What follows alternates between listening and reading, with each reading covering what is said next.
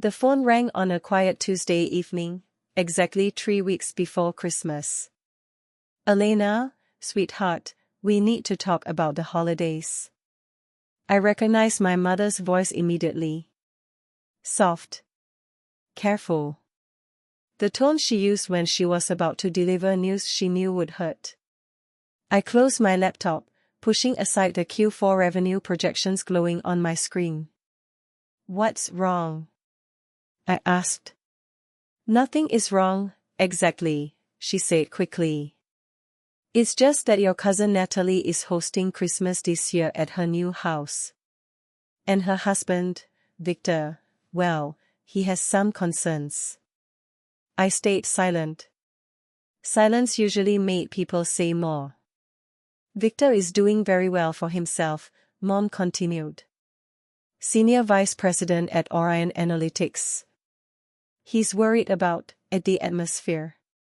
"The atmosphere," I repeated. "Yes. He thinks your presence might create an uncomfortable dynamic." There it was. She went on, words stumbling over each other. "Questions might come up.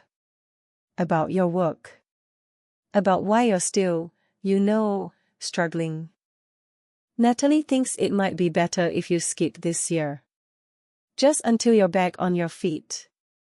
I looked up at the wall across from me. My MBA from Stanford. My MIT computer science degree. Industry certifications. Framed awards from conferences where I'd been the keynote speaker. "Back on my feet," I echoed. "We're not judging you," Mom rushed to say. "But Victor comes from a very accomplished family, and Natalie wants to make a good impression. Having you there while you're in this transitional phase might raise questions." Transitional phase. That was the phrase they'd chosen. "I understand," I said evenly. "Tell Natalie I hope she has a beautiful Christmas." "You're not upset?" Mom asked, relief flooding her voice. "No, Mom. I'm not upset." We hung up. I sat alone in my darkened home office, the city glittering through the floor-to-ceiling windows of my penthouse apartment. The rent alone cost more per month than most people earned in a year. My family had never been here. They still believed I lived in the tiny studio apartment I rented 7 years ago when I first moved to the city. They had no idea that life was long gone. In our family, Natalie's life made sense to everyone. She followed the path they understood: college, a respectable job, marriage to a man with a recognizable title, a house in a good neighborhood. Her success could be explained in a single sentence, and that made people comfortable. I was different. I had always been the question mark. The kid who was too smart, the one who spent nights coding instead of socializing. Relatives used to brag about my grades when I was young, but once adulthood arrived, my story became harder to summarize. Harder to admire. Natalie went to a state university, paid for by my uncle. She studied communications, joined a sorority, built connections. I went to MIT on a full scholarship and buried myself in computer science textbooks and algorithm design. While she attended formals and networking events, I spent weekends debugging code and teaching myself systems no one else wanted to touch. After graduation, Natalie landed a marketing job at a mid-sized firm. She moved back home, saved money, and talked constantly about her career trajectory. Promotions came steadily. Engagement followed. The family nodded approvingly at every update. I accepted a junior analyst role at a small tech startup for $58,000 a year. The pay was low. The hours were brutal. But I was learning more in 6 months than most people learn in years. At family gatherings, my mother explained my situation with a strained smile. "She works at a small tech company," she'd say. "Very entrepreneurial." The word small always hung in the air. Uncle Robert would pat my shoulder and offer advice I never asked for. "You'll figure it out eventually. Not everyone is cut out for the corporate world." Creative type. That was the polite way of saying unsuccessful. Meanwhile, Natalie's life became a highlight reel. Victor's promotions. Their vacations to places with names people mispronounced. Renovation photos of their Victorian home.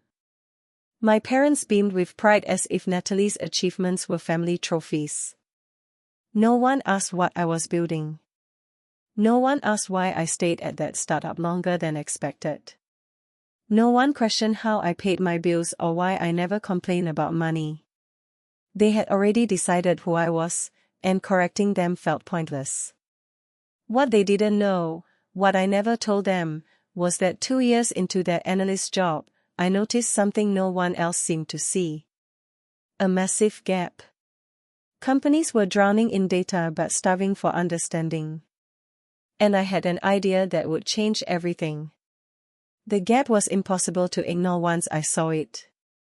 Companies were collecting oceans of data, customer behavior, sales metrics, operational performance, but none of it was translating into clear decisions.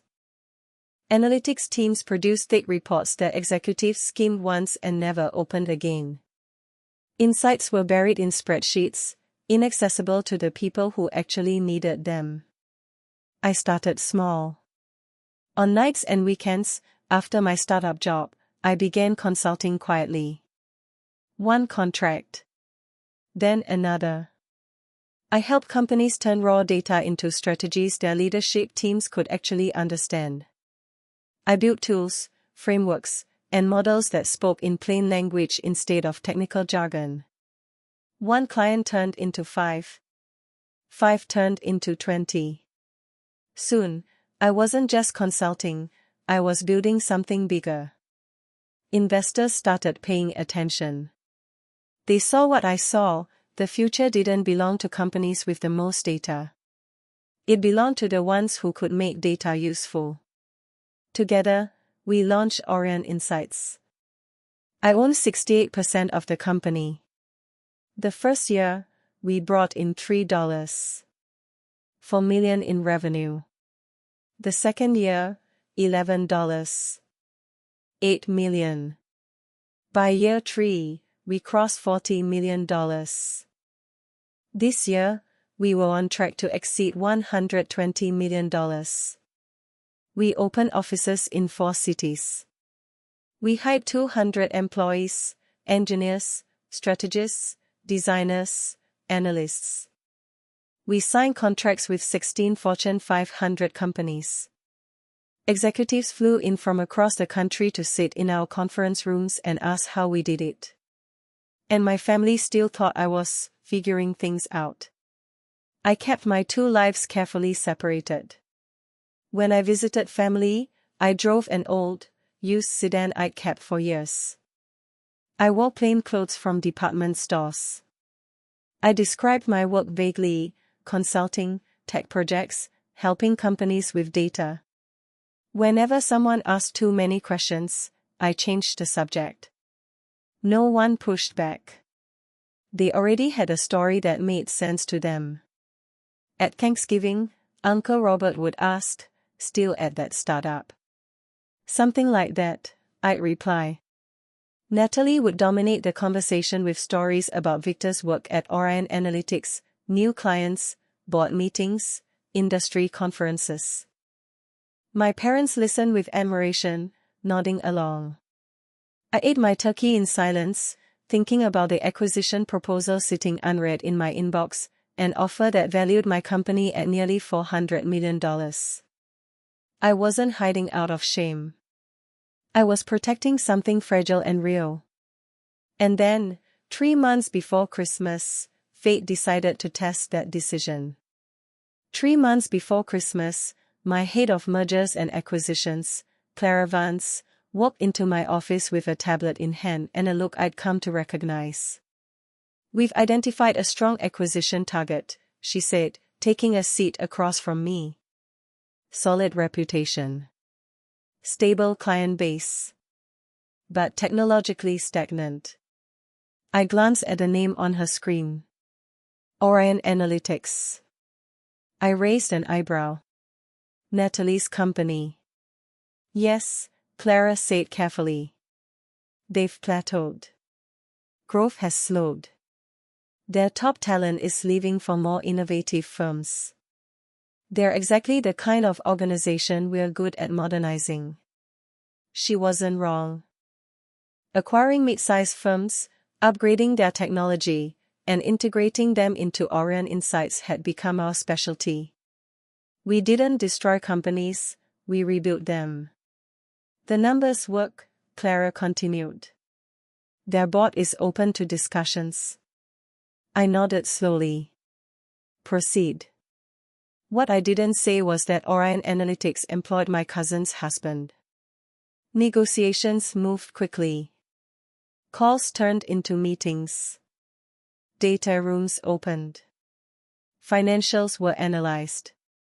The board on Aureon's side wanted stability. Their clients wanted innovation. We could offer both. The final acquisition meeting was scheduled for December 23rd. 2 days before Christmas. Clara returned to my office the following week, looking intrigued. Something interesting came up during background research, she said. Aureon's VP of Operations is Victor Hale. I didn't react. She continued, his wife's maiden name is Reynolds. Now I smiled. Natalie is my cousin, I said. Clara's eyes widened. Your cousin. The one who, yes, I confirmed. The same one. Does he know you're the CEO? She asked. No, I said calmly. He thinks I'm still struggling. Clara leaned back, a slow grin spreading across her face. This is going to be memorable. It's just business, I said.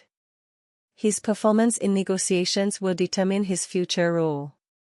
Family connections won't matter. Of course, Clara replied, though her smile didn't fade. Purely business. I paused. That said, let's be thorough. Full executive team. Complete financial analysis. Live technology demo. I want them to see exactly what they're stepping into. Clara nodded. I'll brief the team. As she stood to leave, she added, this might be the most satisfying acquisition meeting I've ever worked on. I looked out at the city skyline beyond my office windows. The timing was almost poetic. 2 days after my mother uninvited me from Christmas dinner, I would sit across the table from the man who thought my presence would be an embarrassment. And he would finally learn who I really was. December 23rd arrived cold and clear. I dressed with intention that morning. A tailored charcoal suit, elegant, not flashy. A silk blouse. Low heels. My hair pulled into a neat bun. Minimal jewelry, except for the watch our board had gifted me when Aureon Insights crossed the $100 million mark. I didn't need to look powerful. I was. The meeting was scheduled for 10 o'clock sharp in our main conference room. Clara had assembled our full executive team. Mark Ellison, our CFO, reviewed the final projections one last time. Tara Nguyen, our CTO, prepared the live technology demonstration.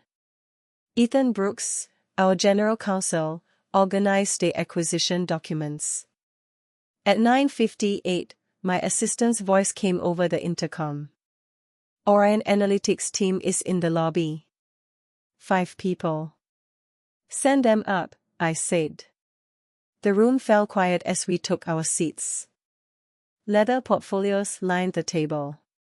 Coffee steamed in crystal glasses. The wall screens displayed the Aureon Insights logo alongside our latest quarterly results. At exactly 10 o'clock, the doors opened. Victor Hale entered first. Confident stride. Expensive suit. The posture of a man used to being the most important person in the room.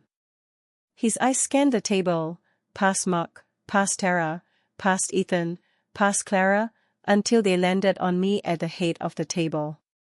He stopped. His briefcase slipped from his hand and hit the floor with a dull thud.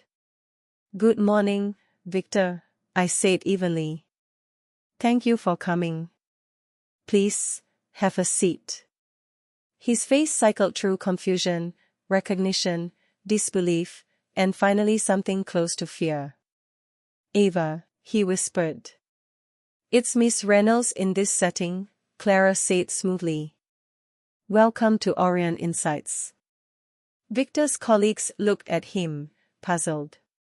One of them stepped forward. "I'm Helen Morris, CFO of Aureon Analytics," she said professionally. "We are pleased to be here." "Of course," I replied. "Please, everyone, have a seat. We have a full agenda." Victor moved stiffly, never taking his eyes off me. "Let's begin with introductions," I said. "I'm Ava Reynolds, CEO and founder of Aureon Insights." I introduced my team. Then I looked back at Victor. "Would you like to introduce your colleagues?" He swallowed. "I'm Victor Hale, VP of Operations at Aureon Analytics." "We know," Clara said politely. "Your reputation precedes you." Victor's jaw tightened. As the meeting began, one thing was clear. The power dynamic had shifted, and Victor knew it. The presentation unfolded with ruthless precision. Mark walked them through the financial structure first, an all-cash acquisition valued at $180 million, with performance incentives tied to successful integration. Tara followed, launching a live demonstration of our platform. In minutes, she transformed Aurion's static reports into real-time, decision-ready insights. Clara outlined the integration timeline. Ethan covered the legal framework. Victor said nothing. His colleagues asked sharp, thoughtful questions. They took notes, nodded at the right moments, exchanged impressed glances. Victor sat rigid, hands clasped, eyes fixed somewhere between the table and the wall. Finally, Helen turned to him. "Victor, you oversee operations. What's your assessment of the integration plan?" He cleared his throat. "It's aggressive." "Aggressive," Tara echoed calmly. "We've integrated 11 companies in the past 3 years. Our average timeline is 8 months. We are proposing 12 for Aureon." Victor shifted in his chair. "Our systems are complex. You can't just replace everything." "We are not replacing everything," Tara replied. "We are enhancing what works and modernizing what doesn't. Your teams keep their expertise. We give them better tools. And if clients resist the change," Victor pressed, "then they fall behind," I said quietly. "Change isn't optional in this industry, Victor. You know that." He looked at me fully for the first time. "How long have you been doing this?" "Aureon Insights has been operational for 4 years, I said. "I spent 3 years before that building the foundation." 7 years, he said, stunned. "Yes." "You never told Natalie. You never asked." The room fell silent. Helen frowned, her gaze moving between us. "Wait, do you two know each other?" "Ava is my wife's cousin," Victor said flatly. Understanding dawned across the table. Clara broke the tension. "Perhaps we should take a 15-minute break. Review the materials. Coffee is outside." Everyone agreed. As the room emptied, Victor stayed behind. "Natalie told me you were barely getting by," he said. That you were working some low-level consulting job. I met his eyes. In 7 years of family gatherings, how many times have you asked me what I actually do? He had no answer. You talked at me, I continued. About your promotions. Your bonuses. Your industry. You never once wondered if I understood it better than you. His face flushed. I was trying to help. No, I said calmly. You were trying to feel superior. He looked away. And for the first time, Victor realized the problem wasn't the acquisition. It was him. Victor didn't speak for a long moment. When he finally did, his voice was quieter. Natalie thought you were embarrassed by your situation. I wasn't embarrassed, I said. I was busy. He sank back into his chair, rubbing his face. If I had known who you really were, I would have treated you differently. That's the problem, I replied. You shouldn't need someone's title or net worth to decide how much respect they deserve. The break ended. The meeting resumed. Victor was subdued but professional. He contributed when asked, listened more than he spoke. By early afternoon, we reached a tentative agreement. Aureon's board would review the offer and respond by early January. If approved, the acquisition would close by mid-February. After his team left, Clara shut the conference room door and exhaled. That was intense, she said. Are you really giving him a chance? Yes, I answered. 6 months of leadership development. If he adapts, he stays. If not, he leaves with dignity. That evening, my phone rang. Natalie. What the hell, Ava, she demanded. Victor says you own Aureon Insights. That you're buying his company. Were you lying to us this whole time? I never lied, I said calmly. You assumed. There was silence on the line. You let us think you were struggling, she said. You never asked me anything that required an honest answer. Her voice softened. Will you come to Christmas? I'll think about it. Later that night, another message appeared, this one unexpected. Hi Aunt Ava. This is Lena. Mom says you build computer companies. That's really cool. Can you teach me sometime? I smiled. Yes, I typed back.